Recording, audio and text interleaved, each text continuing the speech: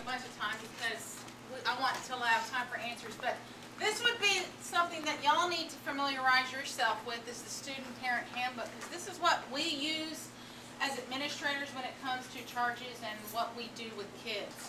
School discipline is very different from legal discipline. We can do school discipline and implement it whether there's any charges that are ever, made. If we want to say that someone was under the influence at school, but maybe the officer can't determine that, we can still discipline you for that at school. It might not affect you legally, but it does affect you at school. So we've got a little bit more liberty from running the school, from how we investigate. That's very different from what the police does. So you might come back and go, well, those charges were dropped by the DA.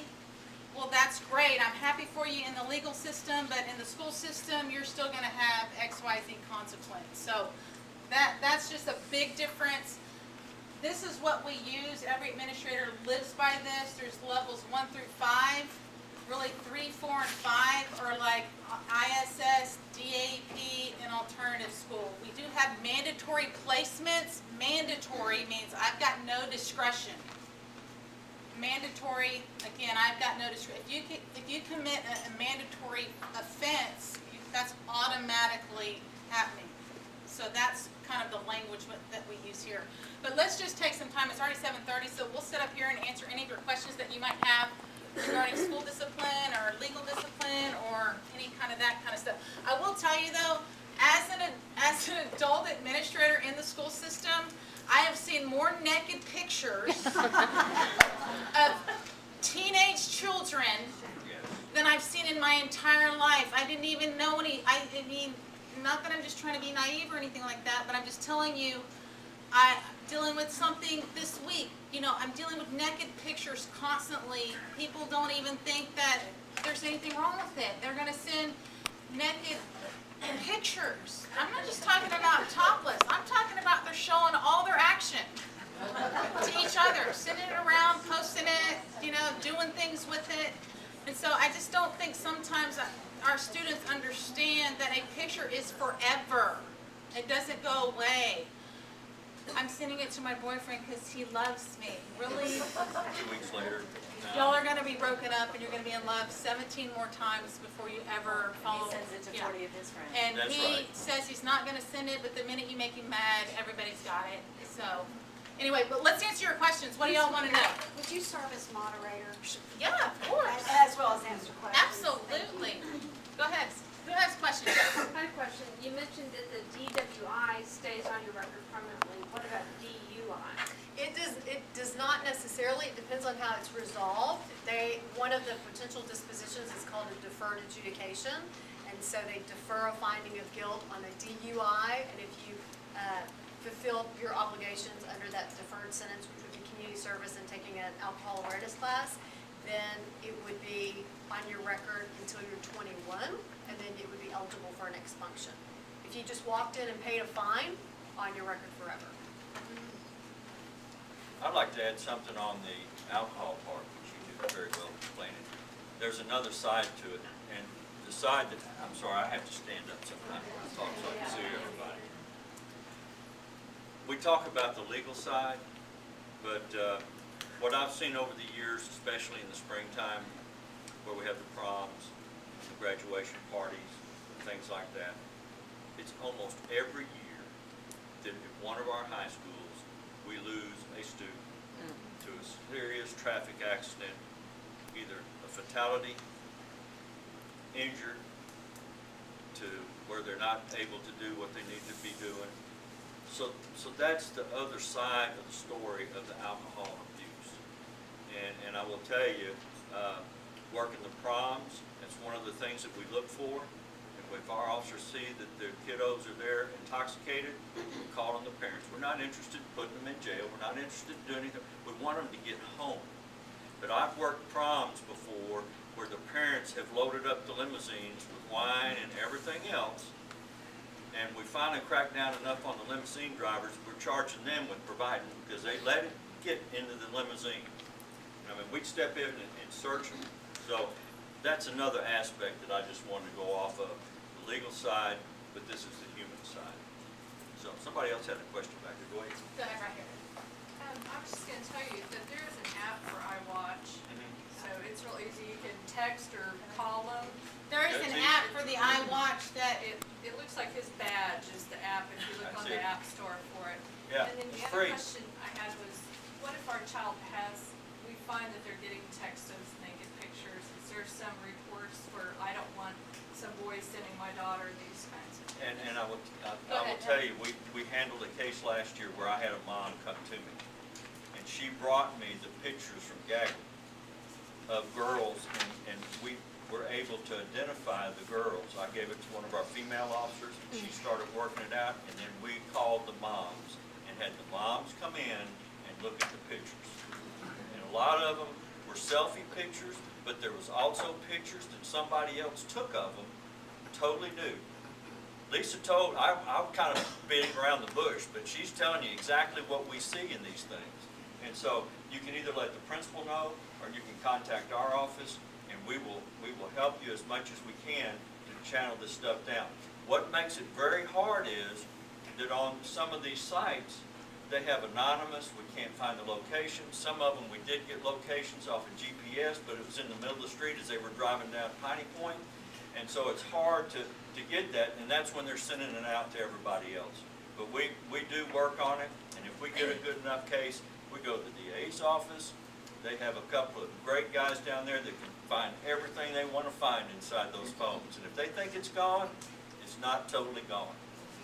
And let me just add to that, it is against the law to send a photograph depicting something of a sexual nature to another person.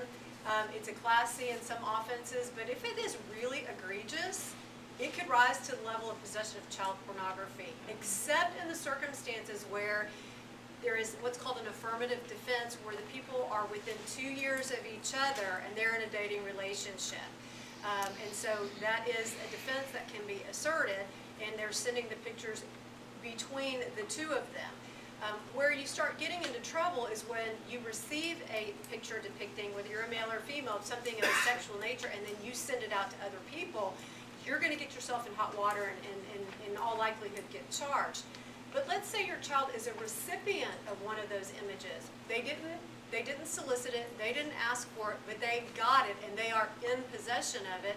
Then what you need to instruct them to do is delete it immediately, because the law allows for a defense in that situation, that if you didn't ask for it, you didn't participate in the taking of it, and you received it unsolicited, that if you deleted it in a reasonable amount of time upon receipt of it, that it is a defense under the law.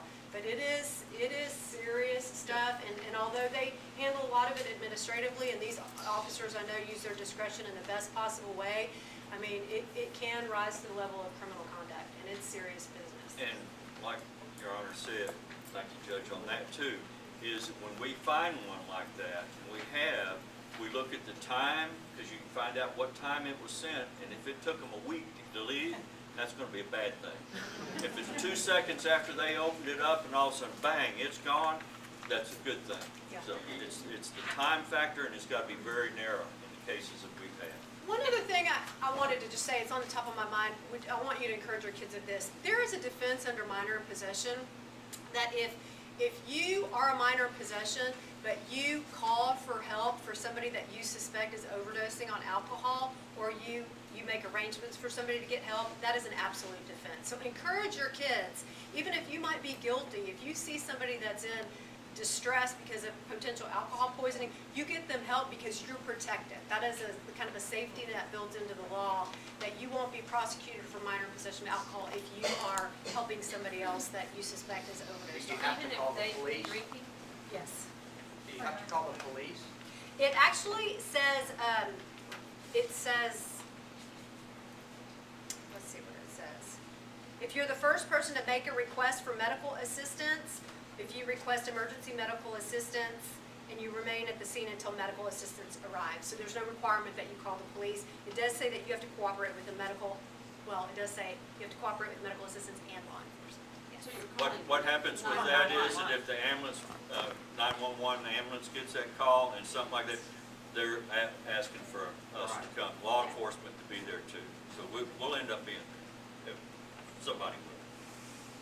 In the back, sorry. I'd like for us to dwell on the subject of deterrence, meaning, when you're driving down the highway and you see the officer on the side of the road, you slow down. Talking about visual deterrences and other signs, such as if periodically a drug sniffing dog came through the campus, would that make the dealers that you admit are here nervous or get caught? Sting operations where you get word something's going on, you have somebody come in that looks young to sample.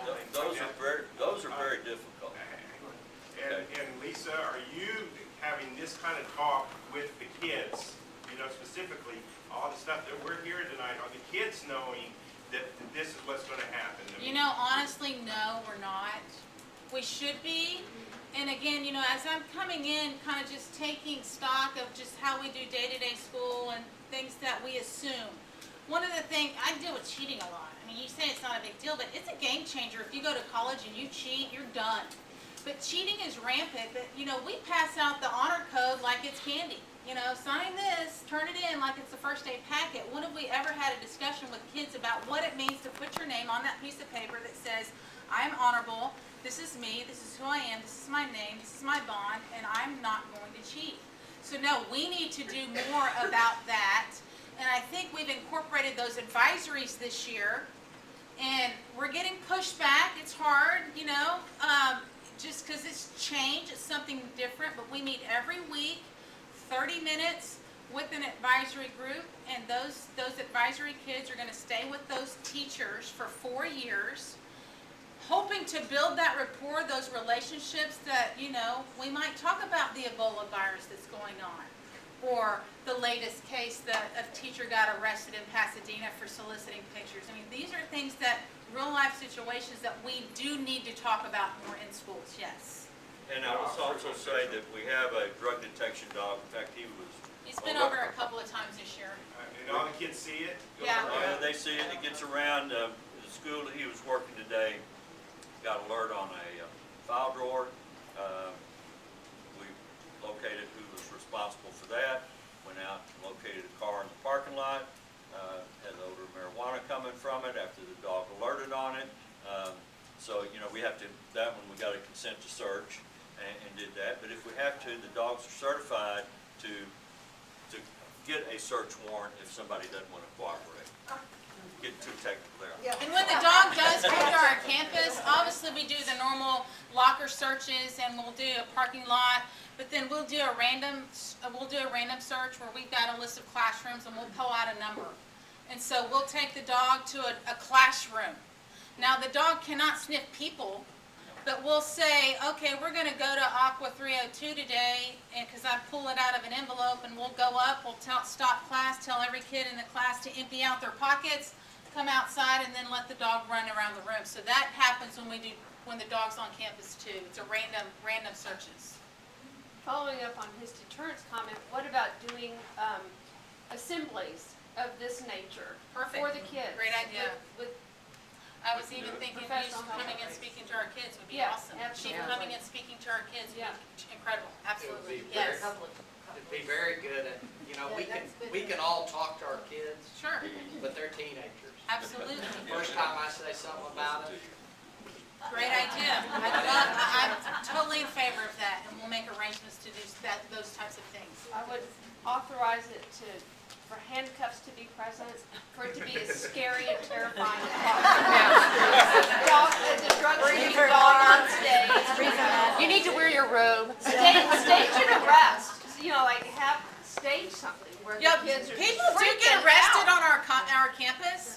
We've arrested 3 kids in handcuffs this year, and people see it, and they're like, oh my gosh. Right. Bring the And orange so it suit. does happen, but Yeah. of course, we don't want to traipse them across, Yes, you do. But I totally get what you're saying. Yeah. Absolutely. Yes, in the back. Chief, what Yes, sir. what are the signs to look for if they're smoking pot?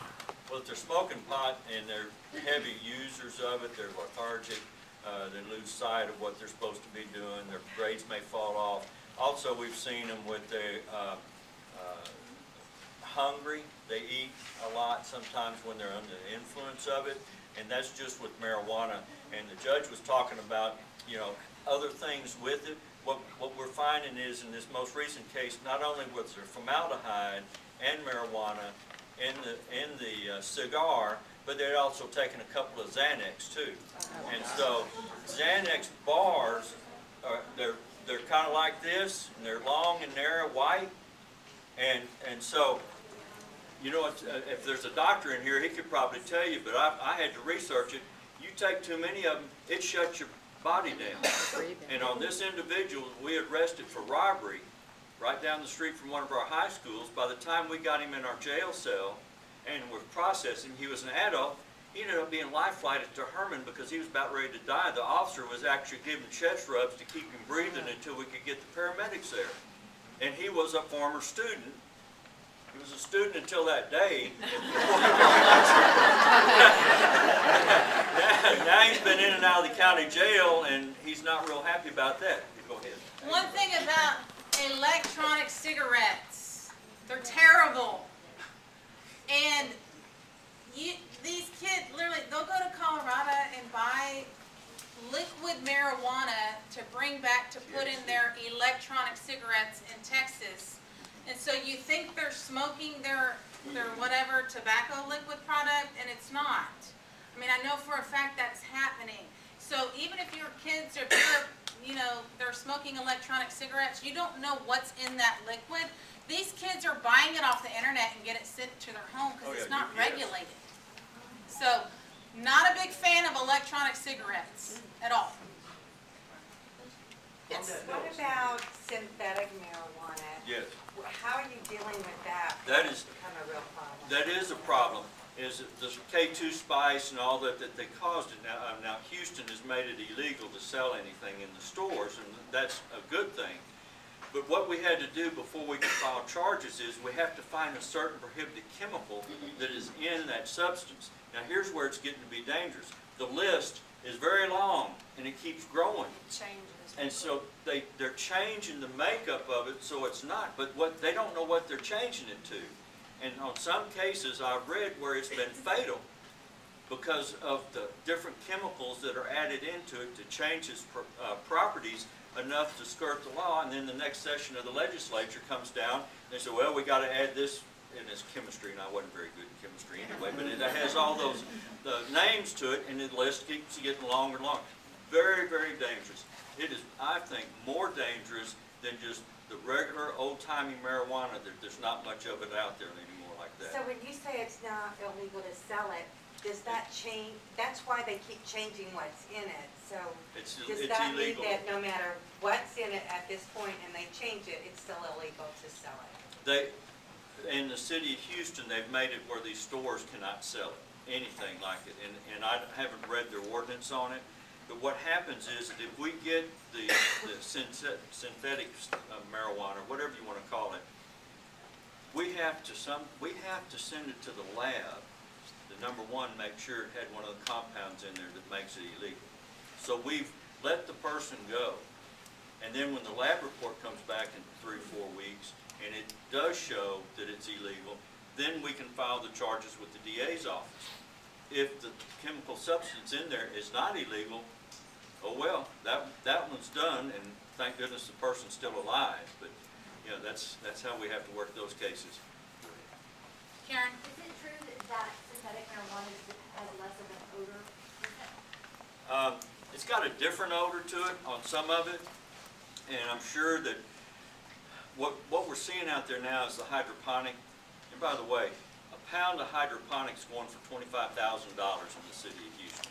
So we get these little bitty pieces on it. It has a very strong odor, but the synthetic stuff has less of an odor to sell.